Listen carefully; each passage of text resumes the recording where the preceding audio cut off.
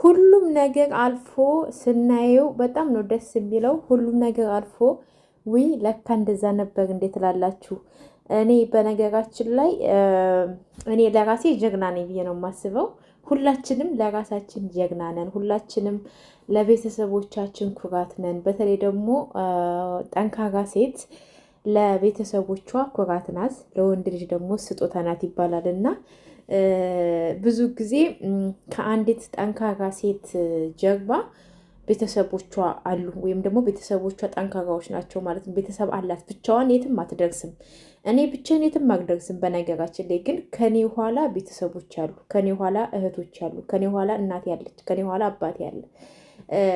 ምክንያቱም በኋላ አንዳንድ ነገሮችን ዘወር ብላችሁ ስታስቡ ጠንካራ ቤተሰብ ያለው ሰው ወርቁ አይወርቅም። የምነግራችሁ ነገር ቢያንስ ገንዘብ እንኳን ቆጥሮ ባይሰጧችሁ በሀሳብ በርቺ፣ ጎበዝ፣ ጠንክሪ እያሉ የሚደግፉ ቤተሰቦች አሏችሁ ብዬ ነው የማስበው።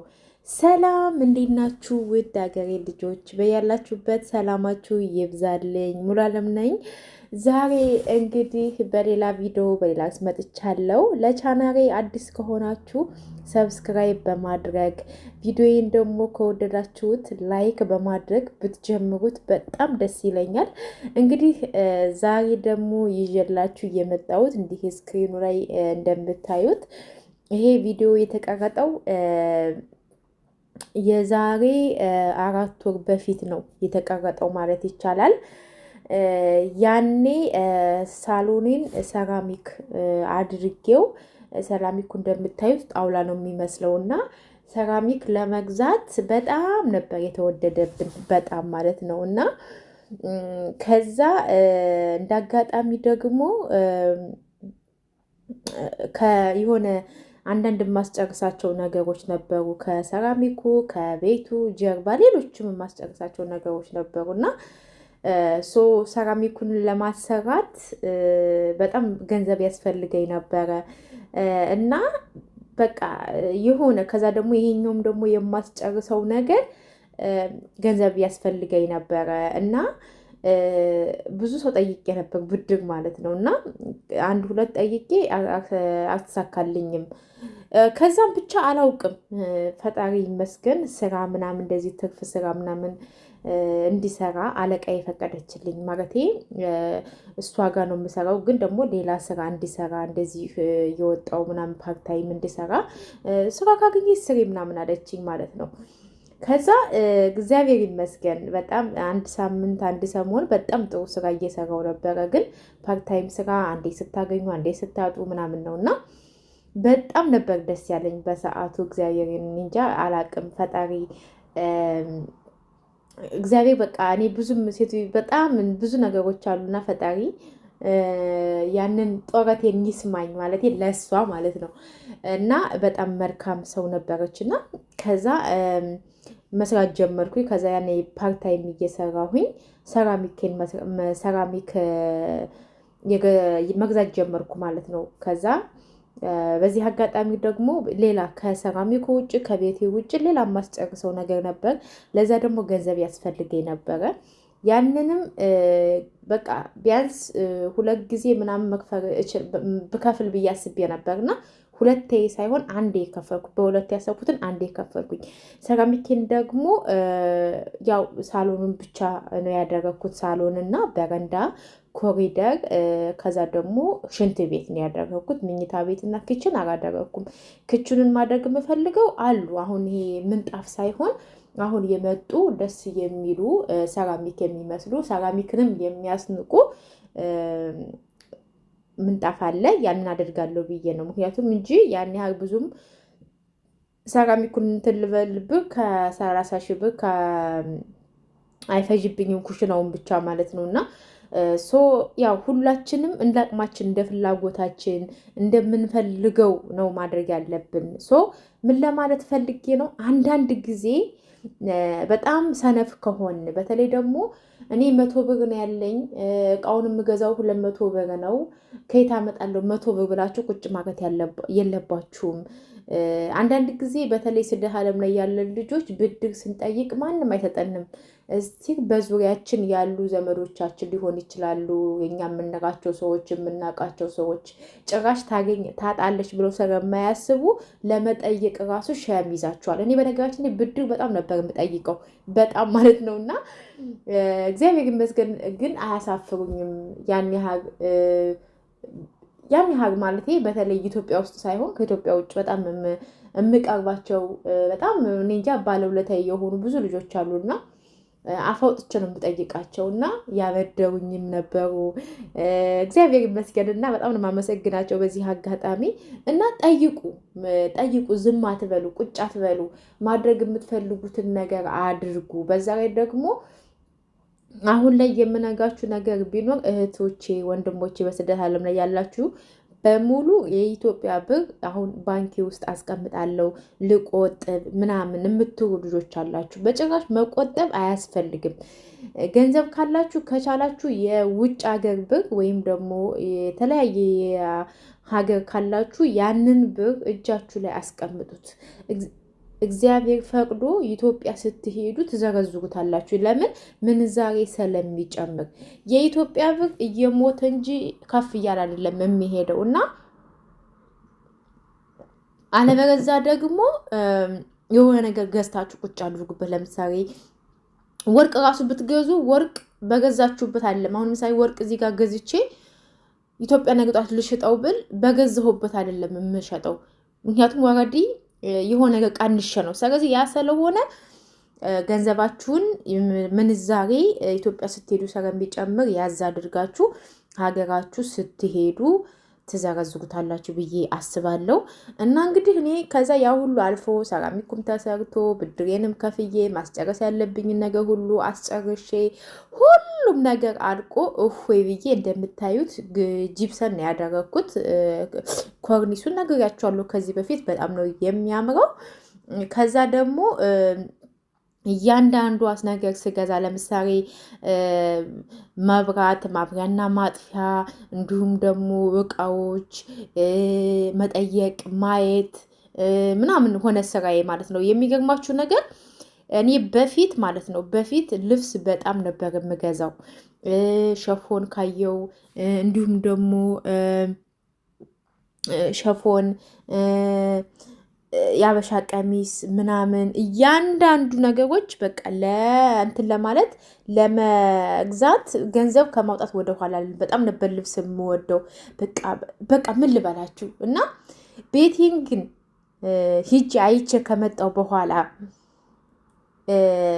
ምንም አይነት ልብስ፣ ምንም አይነት ሸፎን፣ ምንም አይነት ያበሻ ቀሚስ ትዝ ብሎኝ አያውቅም። እና በእርግጥ ለራሴ ማድረግ ያለብኝን ነገር አድርጋለሁ። ልብስም ሊሆን ይችላል፣ ጫማም ሊሆን ይችላል፣ ስልክም ሊሆን ይችላል። ለራሴ ጥሩ ነገር መግዛት ደስ ይለኛል። ግን ደግሞ የሚገርማችሁ ነገር ልክ ቤቴን ሂጅ አይቼ ከመጣው በኋላ ደግሞ ትንሽ ነው እኮ የሚቀረኝ ምናምን ብዬ ከመጣው በኋላ አንዲት እንኳን ነገር አልዋሻችሁም ገዝቼ አላውቅም። ሽቶ በጣም ነው የምወደው።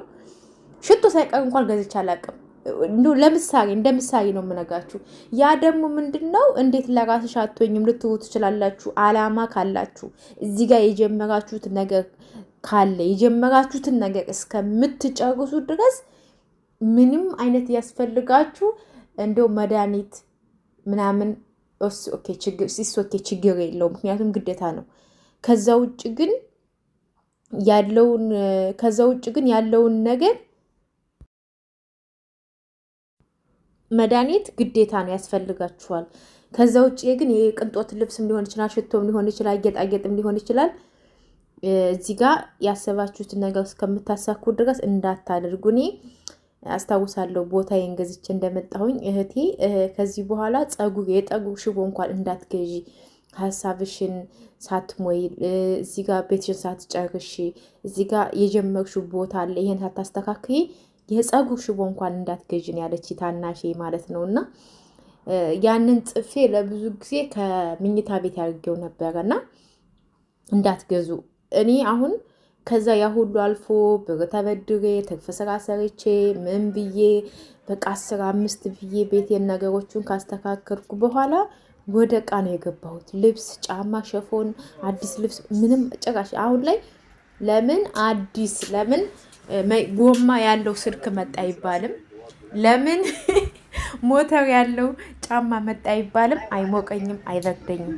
በቃ አንድ አላማ ያለው እቃ ላይ ነው። ምክንያቱም ቤቴን ጨረስኩኝ። ከዛ ቀጣይ ደግሞ ስቴፕ ምንድን ነው? እቃ ነው። ብዙ ልጆች ለምሳሌ ሀሳባቸውን የማይደግፏቸው ይኖራሉ። በተለይ ስደት ዓለም ላይ እነሱ ስደት ላይ ኑረው ልክ ኢትዮጵያ ሂደው ከዛ ደግሞ እነሱ እዛ ህይወታቸውን እየኖሩ ተመልሼ ልሄድ ነው እንዲናደጉ ስትወራቸው እንኳን ሀሳብሽን አይደግፉሽም።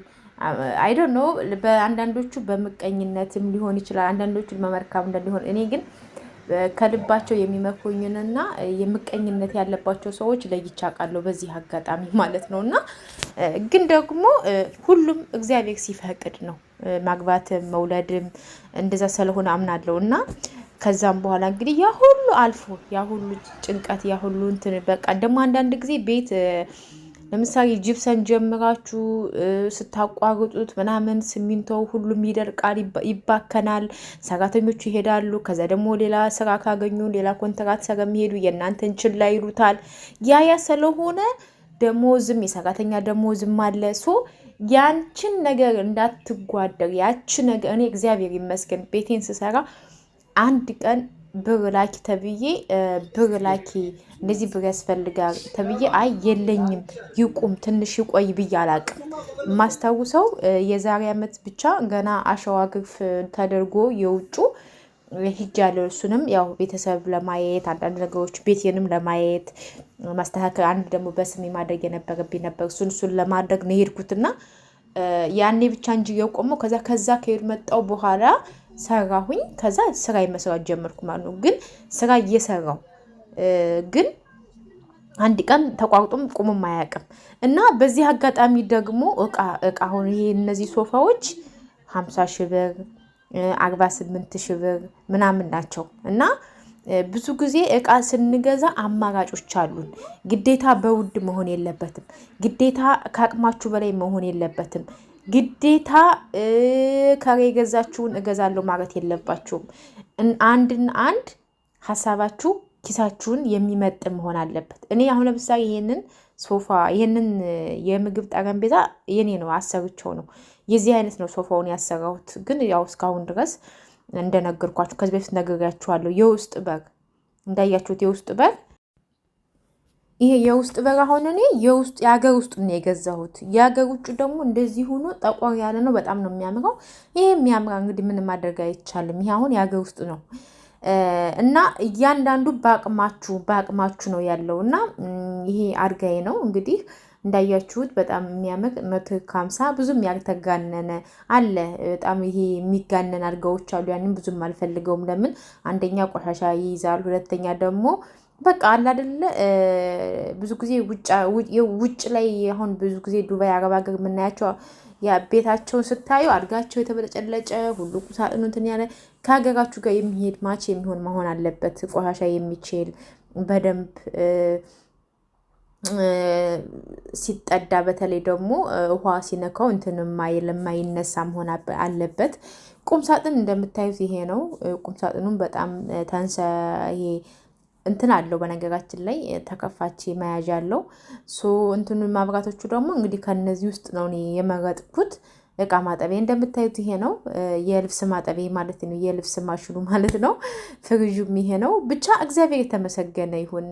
ሁሉም ነገር ያ የተጨናነኩበት ምን ላድርግ ያልኩበት ሁሉም ነገር አልፎ አሁን እንደዚህ ሆኖ አሁን ላይ ሳየው ተመስገን እላለሁ። እና ከተመስገን ከማለት ውጭ ምንም ማድረግ አልችልም። ስለዚህ እናንተም ሁላችሁም በርቱ፣ ጎበዞች ሁኑ። ብድር መጠየቅ ካለባችሁም ተበድራችሁም ጠይቃችሁም እዛም ብላችሁም ፍላጎታችሁን ገታ አድርጋችሁ ሀሳባችሁን ወይም ደግሞ ልባችሁ ያሰበውን ከማድረግ ወደኋላ እንዳትሉ እና ማንም ከሀሳባችሁ ከምኞታችሁ ማንም ሰው አያስቀራችሁ ወደፊት እንጂ ወደኋላ እንዳትሉ እና ገንዘብ በጣም በጣም ለምንድን ነው ሳንቲም ሴቭ ማድረግ አለባችሁ ያልኳችሁ? አንዲት አምፖል እንኳን ለመግዛት ይህንን ማብሪያና ማጥፊያ ሶኬት ለመግዛት በጣም ብር ያስፈልጋል። ለምን 300 ብር 400 ብር አትሆንም። መቆጠብ መልመድ አለብን። በተለይ ስደት ዓለም ላይ ያለን ልጆች 3,000 2,000 1,000 ብር አይመስለንም። ከዚህ ለሰው እንኳን ስንልከው 1,000 ብር ምን አላት ነው የምንለው። 1,000 ብር ኢትዮጵያ ውስጥ ዋጋ አላት። 1,000 ብር ማብሪያና ማጥፊያ ለመግዛት ሲጎላችሁ አይ ችግር የለውም እንቺ ውሰጂ አይሏችሁም። ካልሞላሽ ለምን 1 ብር አትሆንም። እዚህ እንኳን እቃ ስትገዙ 10 ሳንቲም እንኳን ስትጎልባችሁ ግዴታ መሙላት አለባችሁ። ችግር የለውም እንደፈለሽ ምናምን አይሏችሁም። ስለዚህ ሳንቲም ሴም ማድረግ እኔ የጀመርኩት ትንሽዬዋ ሳንቲም ዋጋ እንዳላት ያወቅኩት እቃ ስገዛ ነው ውዶችዬ። እቃ ስገዛ ይሄ አሁን የምታዩት የእቃ ማጠቢያ ነው። 2 እንትን ያለው ይሄ ራሱ ቀላል ብር አይደለም። ይሄ ራሱ ቀላል ብር አይደለም። በጣም ሁሉም ነገር እያንዳንዷ ነገር ዋጋ እንዳላት ያወቅኩት እቃ ስገዛ ነው። በተለይ ማብሪያና ማጥፊያ፣ አምፖል፣ ገመድ፣ የተለያዩ እነዚህ ቁሳቁሶችን ስገዛ ያንን የተረዳሁትና